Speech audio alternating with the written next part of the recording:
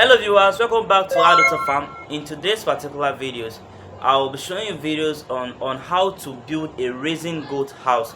You know, if you want to go into goat farming and you are looking for the perfect goat house to build, I will advise you guys and suggest for you guys to build a raising house.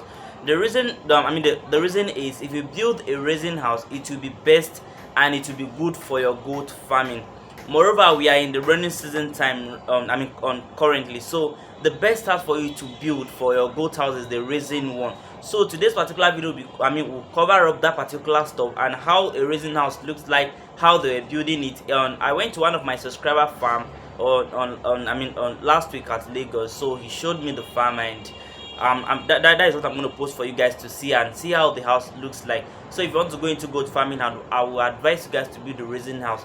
Number one on importance of building a raising house is it is going to reduce the number of probably on code that will be entering into the house. The amount of code that will be entering into the house is going to reduce it. And thirdly is even if the weather changes, like we are in the rainy season time now, even if the climate changes, it wouldn't affect those particular goods directly, because why the house is raised from the floor.